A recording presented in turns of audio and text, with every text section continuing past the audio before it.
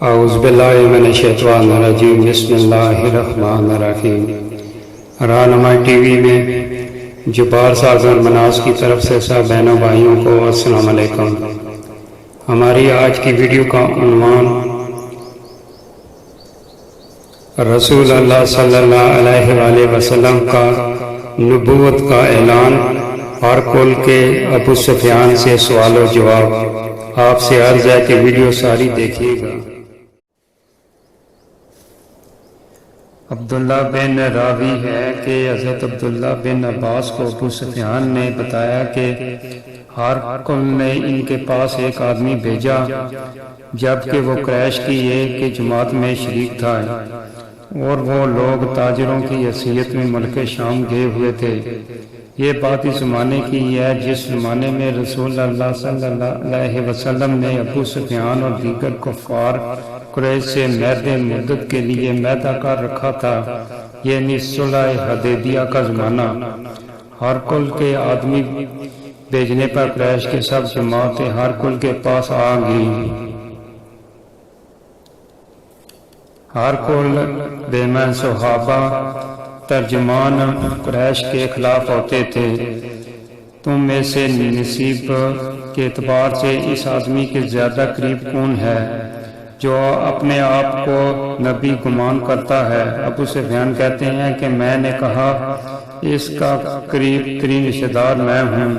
ہرقل نے کہا ابو سفیان کو میرے قریب کر دو اور اس کے ساتھیوں کو بھی ان کے قریب ہی رکھو اور ان کو ابو سفیان کی پیٹھ کے پیچھے رکھو۔ پھر ہرقل نے ترجمان کو کہا ان کو کہہ دو کہ میں تم میں سے ان مردوں کے متعلق سوال کرنے والا ہوں جو نبوت کا مدعی ہے، اگر وہ مجھے جھٹلائے تو فوراً اسے جھٹلا دینا۔ ابو سفیان کہتے ہیں کہ اللہ کی قسم مجھے اس بات کا خیال نہ ہوتا کہ وہ لوگ مجھے جھوٹا کہیں گے تو میں ضرور ان کے حالات بیان کرنے میں بیانی سے کام لیتا۔ پھر ہرقل نے مجھ سے جو پہلا سوال کیا وہ یہ تھا کہ دراز نسب تم میں سے کیسا ہے؟ میں نے کہا ہم میں اعلیٰ نسب کا مالک ہے۔ ہرقل نے کہا یہ بات یعنی نبوت کا دعویٰ تم میں سے پہلے بھی کس نے کیا؟ میں نے کہا نہیں۔ ہرقل نے کہا کیا اس کے آباء و اجداد میں کوئی بادشاہ ہوا ہے؟ میں نے کہا نہیں۔ ہرقل نے کہا اس کی پیروی کرنے والے بڑے لوگ ہیں یا کمزور؟ میں نے کہا کمزور لوگ۔ ہرقل نے کہا کیا ان کی تعداد میں اضافہ ہو رہا ہے یا کمی؟ میں نے کہا زیادہ ہو رہی ہے۔ ہرقل نے کہا کیا اس دین میں داخل ہونے والے بعد بوجہ دین کی سختی کے کوئی مرتد ہوا ہے؟ میں نے کہا نہیں۔ ہرقل نے کہا کیا تم میں سے اس نے کہا کہ میں نبی ہوں؟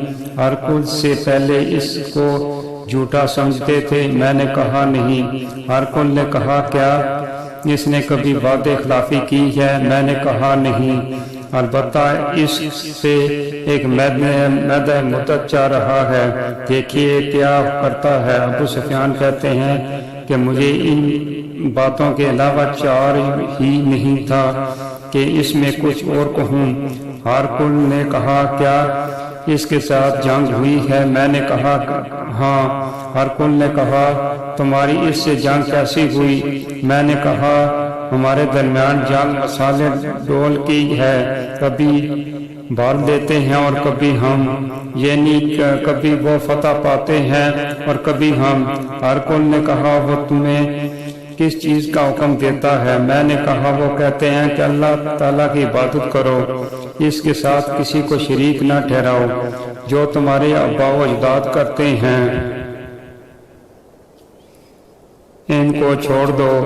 وہ ہمیں نماز، سچ بولنا، پرہیزگاری، صلح رحمی کا حکم دیتا ہے۔ اس کے بعد ہرقل نے ترجمان کو کہا ابو سفیان کو کہو میں نے تم سے اس کے نسبت کے متعلق پوچھا، میں تم نے اسے شریف الانساب بتایا اور اسی کی طرح نبی بھی اپنی قوم سے اعلیٰ نسب ہوا کرتے ہیں۔ میں نے تم سے پوچھا کہ تم میں سے اس سے پہلے کس نے بھی یہ بات کہی ہے، یعنی دعویٰ نبوت؟ میں نے بتایا نہیں، میں نے دل سے کھلے دل سے کہا اگر اس سے پہلے کوئی ایسا دعویٰ کر چکا ہو تو میں سمجھتا ہوں ایک شخص ہے جو اس بات کی نقل کرتا ہے جو اس سے پہلے کہہ چکا ہے۔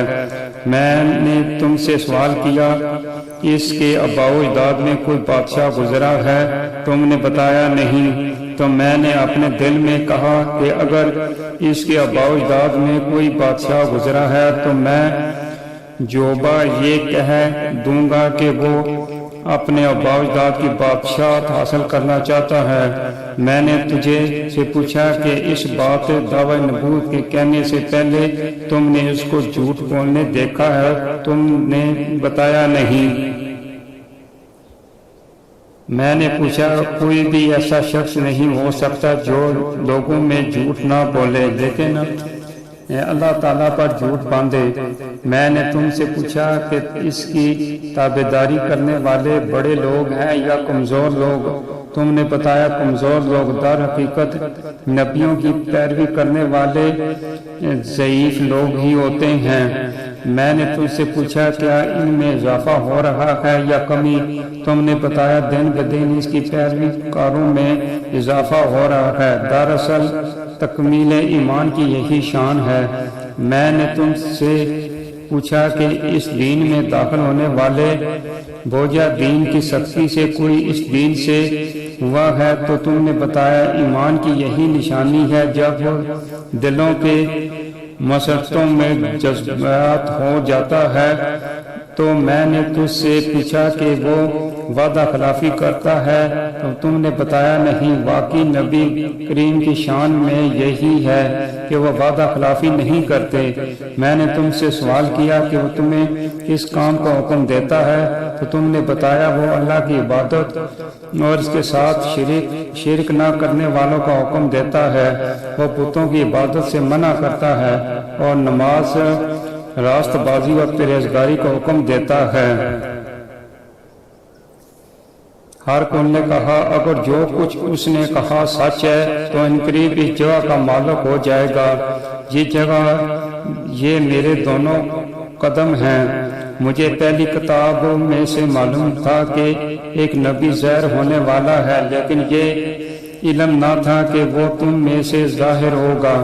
اگر مجھے معلوم ہوتا کہ میں اس تک پہنچ سکوں گا تو ضرور اس سے ملاقات کرتا، اور اگر میں ان کے پاس ہوتا تو ضرور ان کی پیروی کرتا۔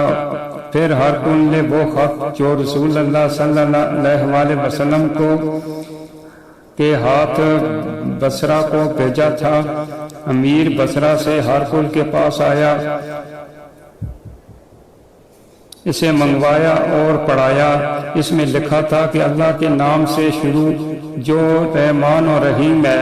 یہ خط محمد صلی اللہ علیہ وسلم کی طرف سے ہے جو اللہ کے بندے اور رسول ہیں۔ روم کے بادشاہ ہرقل کے نام اس پر سلام ہو جس نے ہدایت کی۔